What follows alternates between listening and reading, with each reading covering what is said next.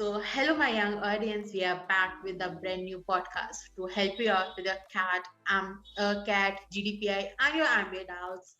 To help you to plan with your MBAs, to start your MBA journey, and all the things. And to help you out, today we have Smarajeet Das. He he is currently pursuing his MBA from MDI Gurgaon. He has completed a dual degree in B.Tech and M.Tech in metallurgical and materials engineering. If I'm not wrong, if I've said your domain correctly, from Yeah, that's NIT right. Rourkela. Marzi, like first of all, a very clear doubt that came to me. How has been your journey so far, and what led you to choose MBA when you already have done your M.Tech? So, hello Sanskriti. Good to hear from you. So, first of all, during my undergraduate, since I enrolled in a dual degree program, so I thought to pursue the field that I was already in. Like I had the metallurgical and materials engineering degree. So I did a number of internships in that field itself to explore it. I was initially interested in research itself, so that because I had heard that material science had a lot of prospect. So I did quite a few internships, even a foreign internship in Canada. So after going through all of that, something in me didn't click with the research environment which was there, which I had been exposed to quite frequently. So I thought about going to corporate first of all. If I do not have the research opportunity, I would like to go to the corporate itself. And then, uh, since I was in a good headspace, like was completing my learning, I was a fairly good student in my undergraduate itself. So I thought to continue my education so that I do not break the flow of it. And then once I get the MBA degree, and then I have assumed that transitioning to uh, a corporate office would be a smoother process. That is what I thought when I thought of doing the MBA. So it was not that like an ideal student who thinks about MBA as he goes into B.Tech or does his undergraduate. It was like a canceling the choices sort of thing for me. So, like, you just shortlisted all the options and chose MBA to make a You can shift to say like that. before Yeah. getting to corporate. I'm pretty sure like this might not be the best option that is there, because you'd want to do an MBA when you're very, very passionate about it. But this may be one of the most average options that is chosen by a number of people to strike out all the options that they have, and then the best option comes out to be something, and then yeah, we choose that. Okay. So So I that. choose it by that means. Okay. And now, like, now that shift has happened for you from a completely technical background to a management rated background where there's a lot of business strategy involved, business process involved. So how this shift has been for you, how this shift has, affected you as like a student, and how you have now like molding yourself from a completely technical outlook in your engineering to a bit of strategizing and management role in your MBA. So as I said, like I decided to do the MBA after doing so many internships, right? So when I decided to do that, I really thought I should not go with a blank slate to a different environment at all. So I got myself introduced to a few people who probably were in the corporate environment as well, and who were also pursuing their MBAs, some of the seniors, some juniors. So they just gave me a brief understanding of what it is and told me what to explore so that I can know a bit about the environment. So that way was the initial, my knowledge about MBA grew in that manner. And then as I entered and then the transition occurred, obviously I think the people who are already there in the MBA will uh, accept that probably the transition initially occurs in a jolt, and then it smoothens out as time goes away, because MBA is not a very leisurely thing to do. It takes some time to get adjusted to the MBA environment, so that that was something new. But right now it is pretty smooth. It is pretty enjoyable. So I would say a smooth sailing. Not a smooth sailing, but it is much smoother than what it was initially, at least. Okay. And like that's great. Like it was not that sort of a thing. Like if you are getting transition from a technical to a business related domain, it's not that tough to get transition because there are many students out there who comes from technical background but have that notion. Ki, will I be able to transit to from a completely technical background to a business related background? From being an engineer Yeah, or definitely. I architect. think. Sorry, yeah. Yeah, I think the transition won't be an issue because you see, like most of the people you will meet in an MBA will have an engineering background. That is how things are going. Yeah. Uh, so, so it is not a really tough thing to do if you are curious enough, if you are willing to put in the initial hard yards to get accustomed to the system, to get accustomed to the subjects. If you are a bit interested, I am pretty sure anyone can do it if they really want to. Right. Because when I entered into my MBA, I have many friends who were from this engineering technical background. The way you are having this upper hand, how will we manage to cope up with this transition? We are coming from a non like a completely technical background. So they were having that sort of a notion, that sort of anxiety. Like we are from a technical background, we will be lacking behind from the students who are coming from. So that is why I asked this question because there would be many friends out here in the audience as well who will be coming from the technical background. So this is something like I have myself experienced in my group. So and you are from also that phase. So it was like I have to ask this question. This was so like not like this is a question that Definitely, I there are can't few leave. people. Yeah, Yeah. yeah, definitely there are few people who think that transitioning will be difficult. But see, find yourself a good some good people who will be willing to maybe help you learn and then learn from you as well as a peer-to-peer learning, what they say in MBA. It won't be a very big hurdle to cross if like you are willing enough. It is a thing which if you are interested enough, it is definitely possible. It is not something, not a Oh. very big hurdle to cross. Mhm.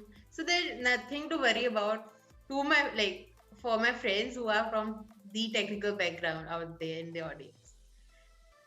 I don't think so. There's Okay, so it nothing to has worry been about good in for that. you, and you don't think it's I think it's Yeah. just like emotion that we have created in our mind.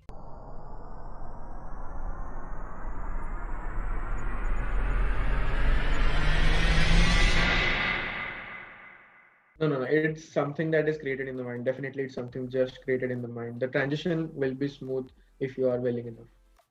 So like when like okay, let's go by the timeline of CAT. So for appearing for CAT, we have us like we have to register for CAT. We have to opt out for the colleges for where we are admiring to go in. And in that process, we all are into so much of that confidence or overconfidence that we will able to manage to get into IIM. We will be able to score or we are admiring to get into IIM. So we will or our top institute like FMS or IFT. But then all candidates can't go because we have candidates in labs and these institutes can't have like lakhs of students in them.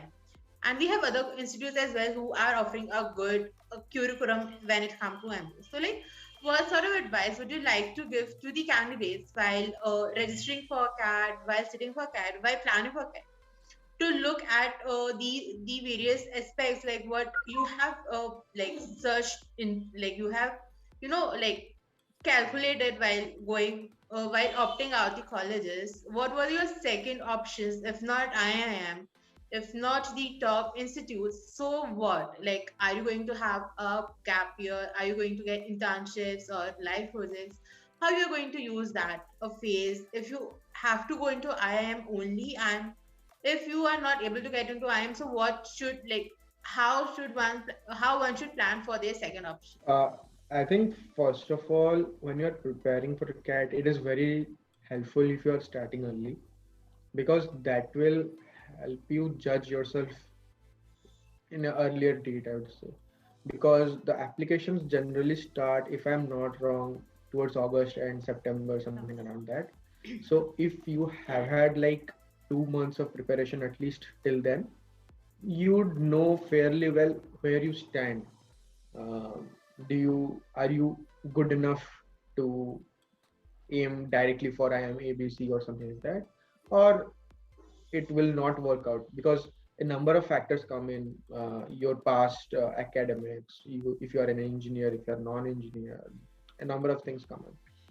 So first of all, judging yourself in a very unbiased manner will definitely help.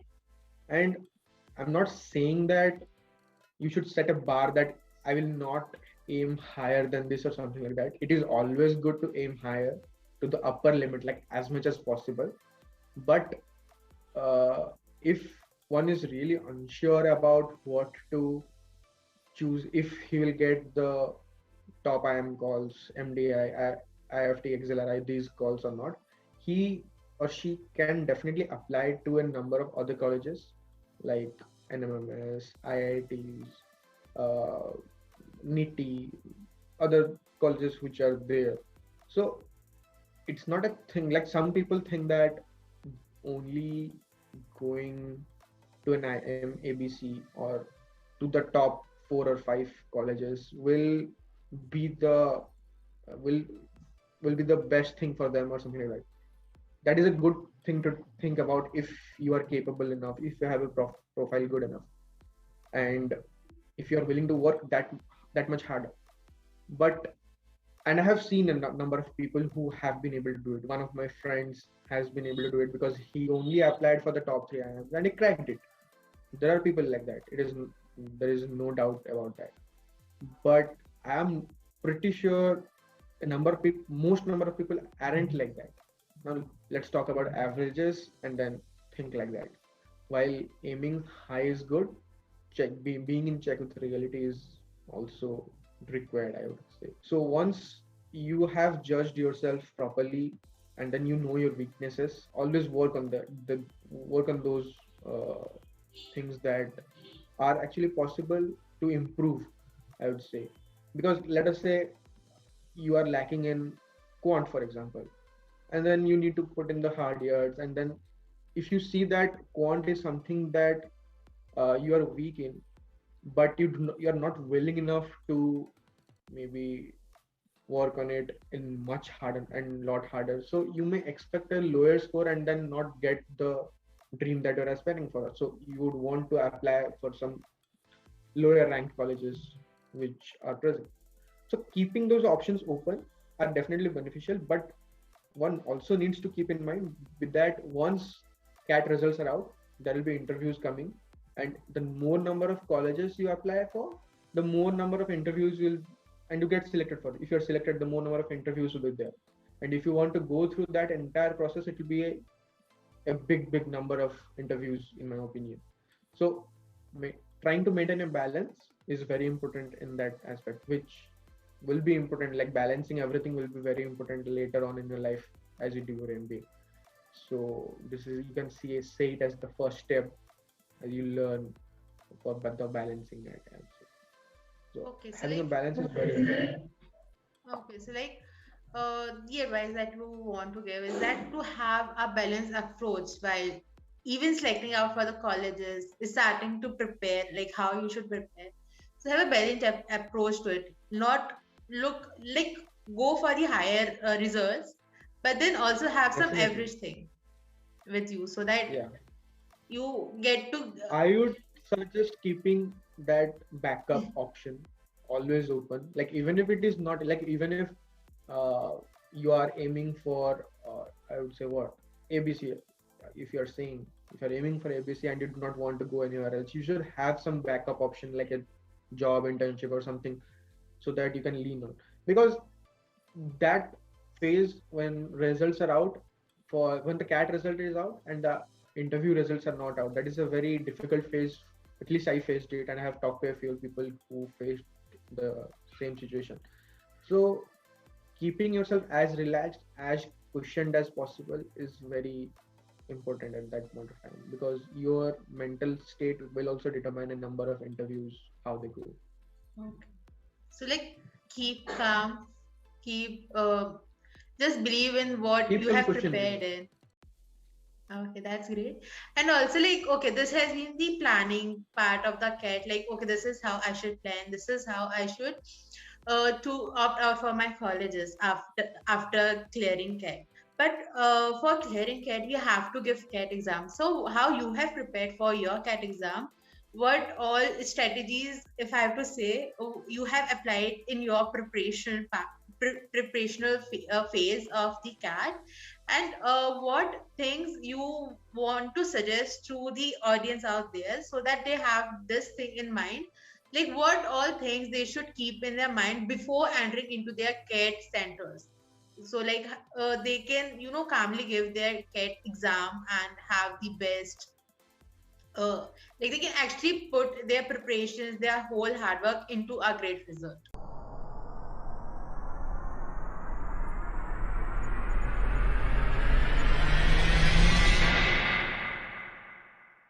I said this before, but it will be very beneficial if you are able to start early. A lot of people do not have that luxury to start very early. But if you are able to, I was able to start early. I would say early will depend on the individual itself, but something around March, April will be early enough, in my opinion. And coming to preparation strategy, that will depend on the individual itself. I can say what I did, but please take in mind that this will vary for an engineer, or even within engineers different levels, because someone is good at something else, right? So for me, I started in a different way, I would say. I'm not sure, but I started by giving a few mocks. First of all, I wanted to know where I stand in the entire country or something like that. So I gave a few mocks, saw what was the theme, because I had no clue what comes in CAT. I just had heard English and maths. I didn't know. So as I gave the CAT two or three mocks, I got to know my weaknesses. I realized I was not very good in DILR. I was not very good in VRC. So I was pretty good in font itself. So I concentrated my efforts in that way.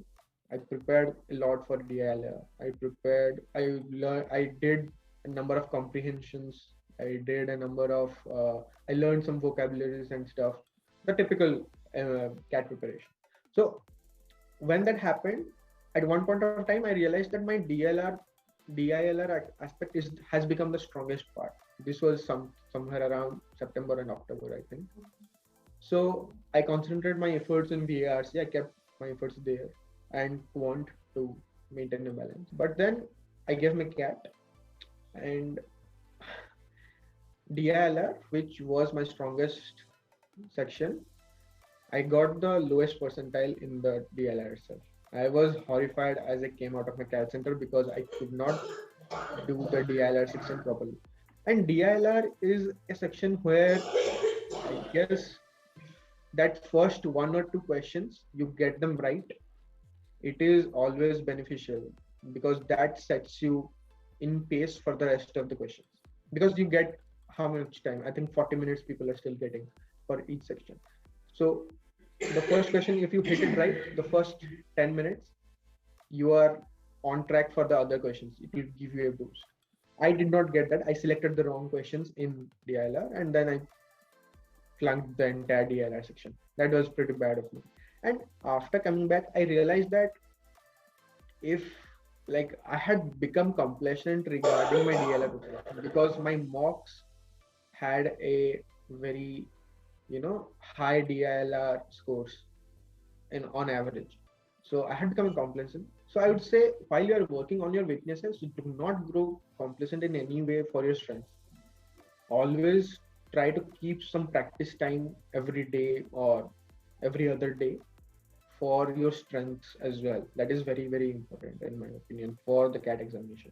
Because while they may be the strength, but in the exam day, you never know. And for the exam day, I would say keep yourself on the day itself. I would advise against learning formulae or something on the exam day itself. Keep yourself as cool as possible, as much in a comfortable state as much as you are. Like if you like, let us say, painting or music, or maybe reading a poem, whatever, or meditating, whatever suits you, do that in the morning. Keep your head calm. Do not argue with people. Keep your documents, your stationery, which is necessary, in place, so that you do not have those unnecessary hassles in the center itself. Because I've seen a few of my friends have actually worsened their results compared to their preparation just by nitpicking at things in the center itself. They forgot their identity card, they forgot their pen, or they had an argument with the invigilator or something like that. So that is one thing. And one more thing, wear comfortable clothes to the center. That is very important. Wearing very tight something which is you are not comfortable in, you have not wore before, is very bad, because you never know, the center might have AC, might not have AC, might have a fan, you might feel hot. That is something very bad. And we gave in a time, I gave in a time when that we had to wear masks and everything. So Yeah. those things became more prominent. People hearing this won't be facing this problem, I hope. So please be as comfortable as you can in the center. That is very important. Being in a good headspace will get you more, more into the score More than productivity something factor. else. Yeah. Okay, like that's great. Even now, just you just said na ki we are comfortable clothes, we have to give it in mask. I remember myself, like my hands were sweating. I was not like I was not able to solve questions fast. Like my speed has reduced because of that glove in my hand, and like Exactly. We had to I was give in those sweating, and gloves and other things. Exactly. that was the That was difficult. like there was already the time pressure of solving the questions, and upon that we were like hands were sweating badly because of because of gloves, and like it was like, oh shit, like my speed is getting reduced due to like writing with like gloves in my hands, and how should I complete my paper? So that way also there was a bit of anxiety that we have to face. You said about that anxiety time management. I remember one thing, like during our paper, we were surprised because in the DILR section, there were different number questions. Like some of the questions are 4 marks, some of the questions are 6 marks. So that format, we weren't acquainted with that format. So by temptation, we went for the 6 marks because you solve it and you get more marks. It Yeah. doesn't always work that way. Instead of seeing the marks, it will be always, I would, at least from my experience, I would advise you to go by the question itself and not see the marks associated with it unless it's a drastic difference. Like let us say 2 marks and 8 marks or something like that. I'm just giving an example. So I was tempted to attempt the 6 marks, and then I attended both of the 6 marks. I was not able to solve a single one of them, and it was a disaster for the rest of the 40 minutes. Okay. But then again, you need to understand that each section is different. Like what happened was that I gave my DILR, which was a disaster, and then we had the quant section, which was very good for me, even though I never expected it to go that good.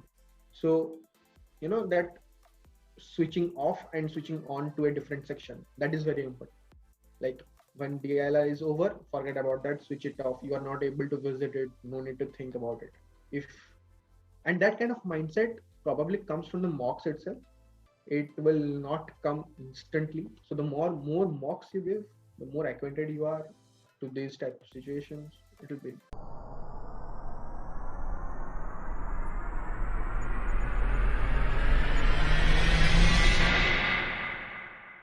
So okay, like one thing I came out with where you said this thing, कि during the paper just focus on the present question that you are. Don't think about the upcoming question that you are going to attempt and the question that you have already attempted, whether that was a good or that was a blunder. You can talk about question, or some people like to think about the question, but at least you should not keep your mind in the upcoming section. Like if you are solving VA, do not think what will be there in the quant, what will be there in DILR. There is no point. You will not be able to visit that. At least in the current format, it is there. So just concentrate on VRC. Okay. And now, like after getting like after cracking CAT, there's we come to this period, like the current period of where many MBA aspirant students will be there. Like they are going for their GDPI rounds with different B schools, and you also face the same thing back like in 2021. So like how you have prepared for your GDPI rounds, how you have maintained, like like we said, there is a very basic suggestions that we can get from our seniors, that you have to work on your personality, how you behave in your PIs, how you like behave in your GD rounds, like like what sort of qualities you are posing over there. So like how you have worked upon your personality during that time, and also like what are the suggestions you would like to give to the candidates out there, ki how they should start preparing on their profile, on their personality, so that they can ace easily the GD and PIs round, and what are the topics they should, prepare themselves about, like some basic questions that you find ki okay, this is very basic that I have faced and the other upcoming students can also face. So, like again, starting early will definitely help because the number of colleges, if you have a, let us say, if you have a very, very high percentile, let us say in upwards of 99.78 or something like that. So you will have your interviews very early, probably February or something like that. And even if you do not have, you might have interviews in February itself. So generally, CAT results come out in the first week of January, January. more or less. So February gives you a month time. So, and CAT PI preparation, I'll talk about PI first. I have not experienced the GD part myself because we had in an online scenario. I will give some things about GD after I talk about the PI. So regarding the PI, so the PI preparation can be thought of in a, like it has particular sections. First of all, it is about you as a person, your hobbies, your hometown, where you have lived. You should be very thorough with those things because as the PI is about you and people will be judging you in a 20-minute online or offline interview itself. So 20 minutes or 10 minutes, that depends, I think. So the thing is, being conversant at least with yourself is very important because if nothing else works, at least you have a clarity on who you are. That will be a good impression on the interviewers itself. So that is the first thing.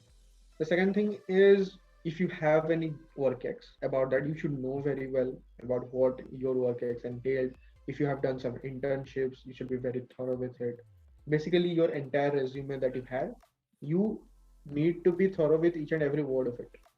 And this might seem like an hassle, but trust me, if they pinpoint something and you from your CV or from your resume that you have submitted them and you do not know it, that doesn't appear very good in front of the panel. Apart from that, knowing about a few business jargons, knowing about the current happenings which is there in the world, current events and how they will influence the economy or something like those aspects, the general awareness aspect. It is important to have a look at those and know those terms as well, because a number of times, I'll say my example, coming from a technical background or from a non-commerce background, I would say, you are not really sure what is happening in the world and how it will influence the economy of a country and all those things. But nowadays, I believe there are a number of articles, journals, blogs, a number of them are present, and you can just go into any of them and then read and read and read, because that way you'll know. Follow some editorial newspapers of some good uh, newspapers and some business newspapers as well. Like, let us, I follow the Mint and the Hindu in combination, so that will help. And if possible, have some mock PIs if you have not had the experience of a pure interview. I'm saying this for the freshers who might or might not have an interview experience. Uh, so having that will help you calm your nerves in the actual interview. Um, coming to what the GD part. See, I have not given a GD in a very long time. I'll be very honest. I did not face it during my uh, selection days because it was not a part of the process because it was online. Um, but the thing what I have heard about, I would say, and what I have been taught in GD is to be firm and polite at the same time. Now, that might seem contradictory, but having that thing will help you state your point in a manner uh, which will not be offending or not cut through other people's views, but will really give your opinion. And you should have a few of your individual opinions as well, and not just repeat what has been said before. Like, I hope you get what I mean. Like, someone has said that apple is the best fruit, and then you just repeat it, yeah, the best fruit is apple. That doesn't make any sense because the interview panels are not there to just hear repeated points. They will want some individual unique points.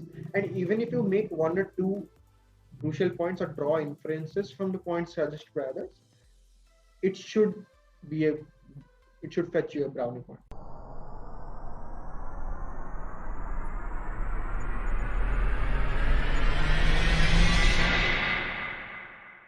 That's That's all I great. think.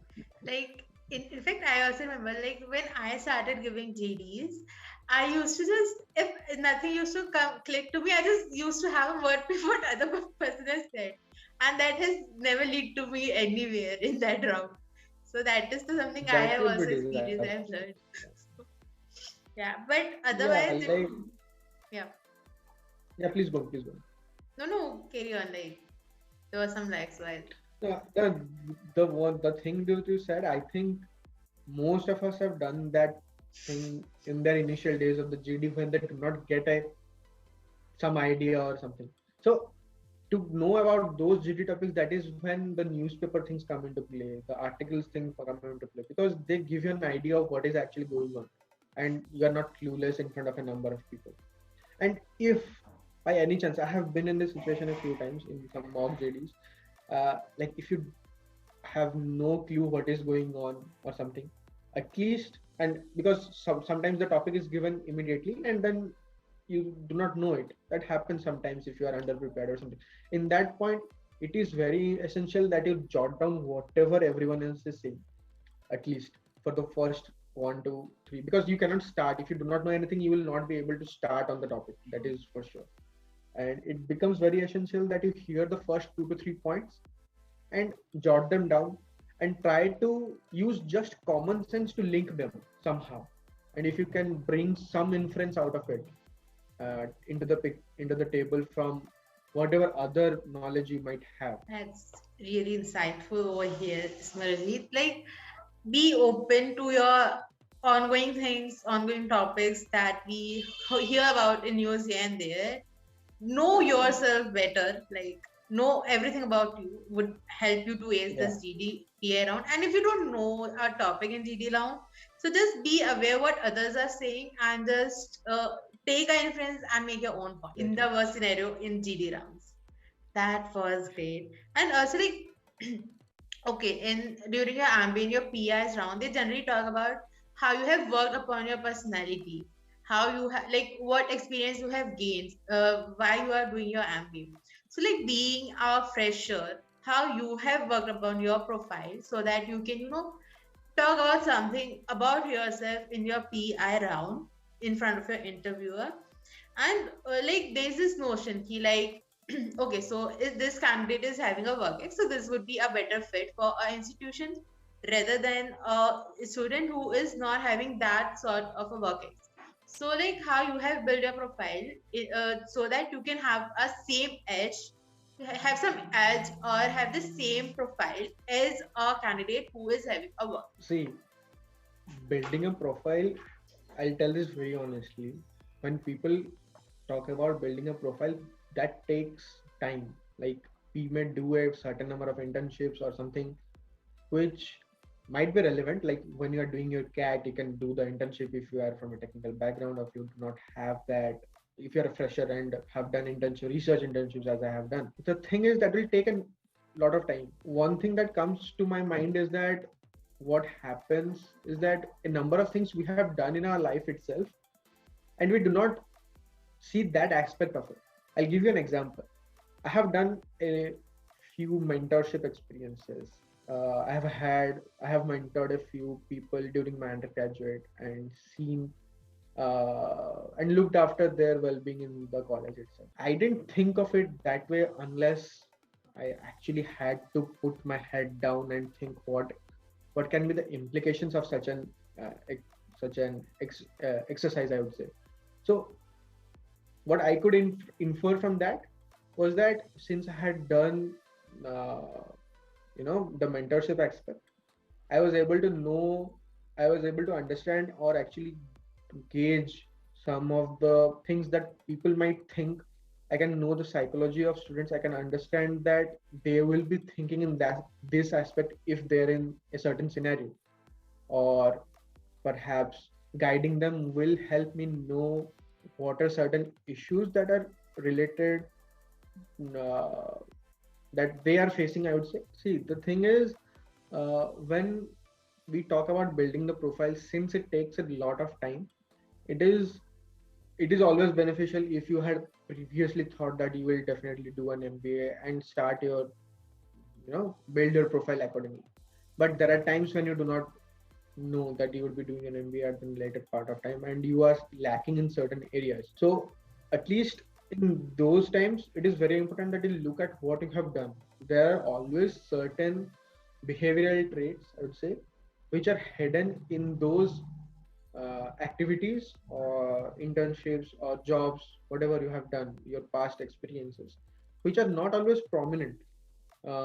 They are, you know, like a mentorship experience might help you in some psychological understanding of the customers. You can say that will be a business linkage, or you know, even small projects that you have done in your class. You can quote those and use those as references at what you have in you inherently as a trait, which can give you that edge.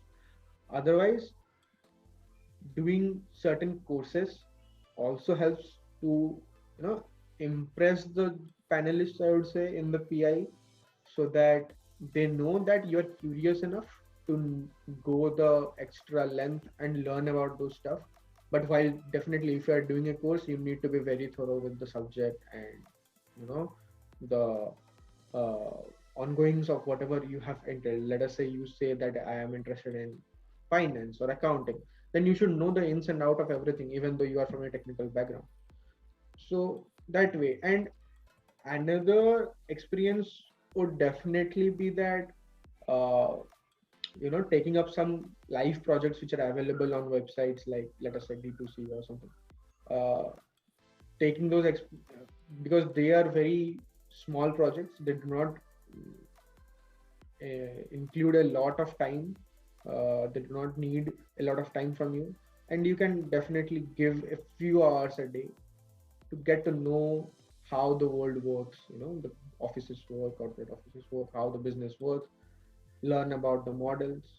So yeah, those will definitely help you. Okay, that's great. Like this, whatever you have done in your past, just use them, just quote them, and tell them like how you have like came Yeah, across when those. you're quoting them, definitely you need to think it through, that should form a linkage to your quality itself. Like if you say I am a good leader, for example, then you should have something to quote, that uh, I led my team in the cricket. Let us say if your college team in your cricket or something like that. So this is a very superficial example, I would say, but you know thinking it deep always helps us see what is actually there. And I think the questionnaires that are generally given by colleges before the PI itself, they help a lot in that aspect, because there are some 100 200 words, and then they will show us a true picture of ourselves, because we need to think very deeply to actually quote Okay. what is there. That's great. Like I hope many like freshers, aspirants of MBA would get a idea of how they have to prepare for CAT, GDPI, questions, rounds, and how they have to build their profile. And if they don't have that time, so how they have to use their undergraduate class learnings to build up a profile for themselves. And also, like, okay, so like with this whole process, like you have such a great insights, you have such a great experiences, but when we make our experiences, we have a journey, we tend to make some mistakes. Being a human being, we make some mistakes. So what are the mistakes that you think you have made at your time when you have like you have planned for CAT, when you were going through this process of CAT and MBA process, and what learnings do you have that you would like to share with the audience, and you think like this is something which is very commonly students can make and they should avoid, so that our audience is at like at their guard okay, so Smarajeet has told this thing that he has done this mistake, like this, he has taken this decision that came out to be as a mistake, and this was his learning. So I should use this learning in this way so that I don't commit the same mistakes. So like anything if you Yeah. have to share. So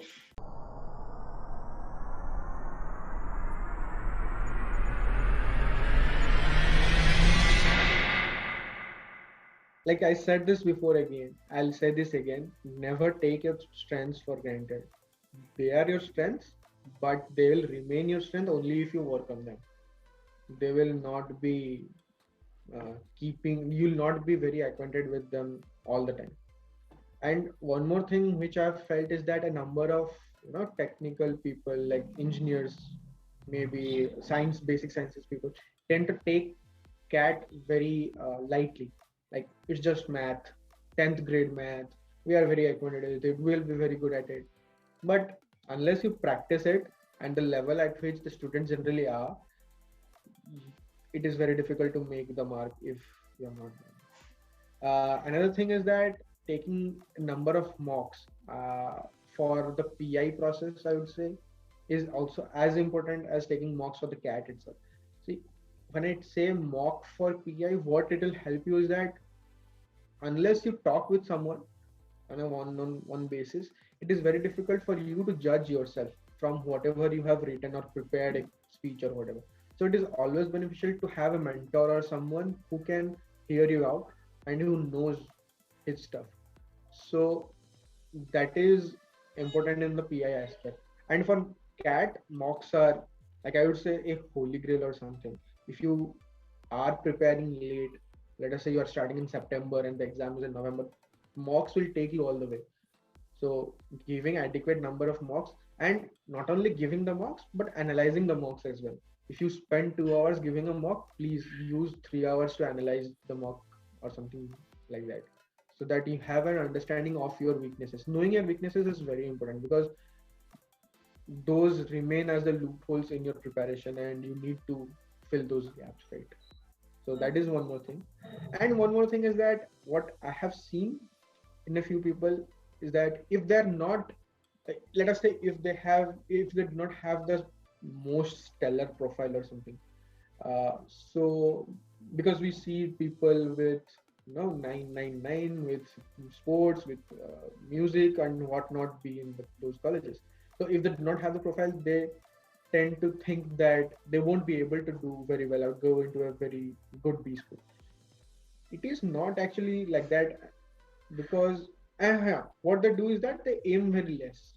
Like they will be aiming for very lower ranked colleges instead of the higher ones, and then probably uh, get inadequate marks, I would say. So it is like this, aim for the stars and at least get to the moon or something like that. So always aim a bit higher than what we are capable of. It will always be beneficial for you, because that way, your aim is something you may overshoot it and go beyond it. That is a very good thing. But at least if you're not able to get to the topmost thing that you aim for, you might settle for a lower most thing, but it will be more beneficial if you aim higher. Basically So I the think those whole few things help. Yeah.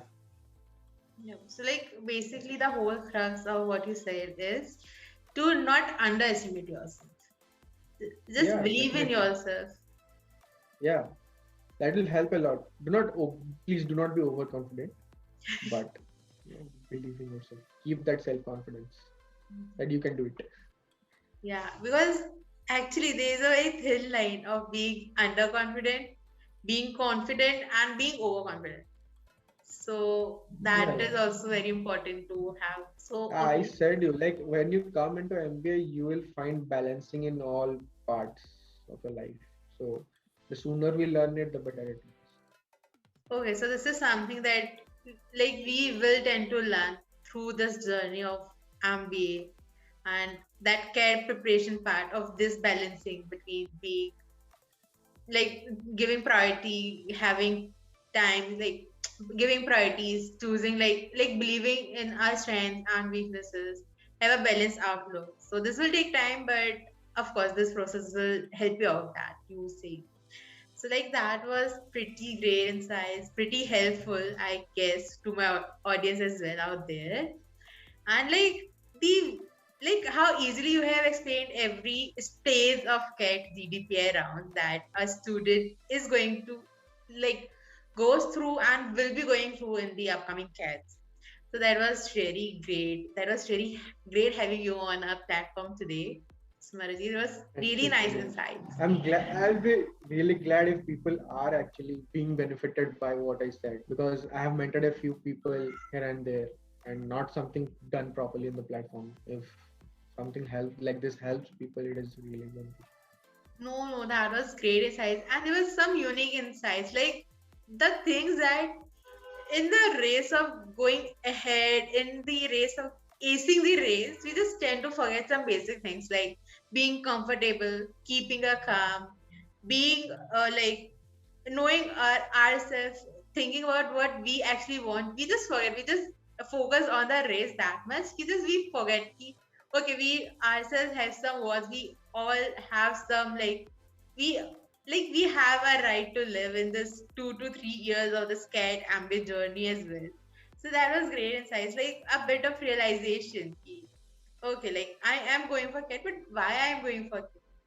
And like how important it is to keep the calm and have this thing. So that was really great. I hope our audience now going to think all the parts of the thing and not only focus on acing the race, but also keeping the calm, having strategizing their whole planning, balancing their whole planning part and their cat and sections as well, like, as you mentioned in through the podcast in our conversation. So that was great. Sure, And sure, now, definitely. yeah, any end notes you have for our audience that you like to give? Uh, I say this to a few of the people, but the thing is, you know, that one thing will really matter a lot is that first is to know yourself and keeping uh, what keeping your goal in that your eyesight. You should not become too complacent or too focused, you know, just right, which will really take you all the way. That is one thing. Second thing is to aim high enough. Please never ever aim low enough. And the third thing is that take those mocks and do that extra step, which probably you might think, यार क्या ये भी नहीं कर सकते और नहीं हो रहा है. Just that extra 1 hour, just that extra step will take you a very very long way. That will make that difference. Is really great. Like to summarize the whole thing that you have talked about today with me, with our audience, is like great. Like this final advice was a great summary to what all suggestions, all tips you give to our audience, and also like it is something which is very crucial to understand now. Like getting towards Yeah, the definitely. ambient journey and your corporate life, it's very important to understand these aspects of life as well.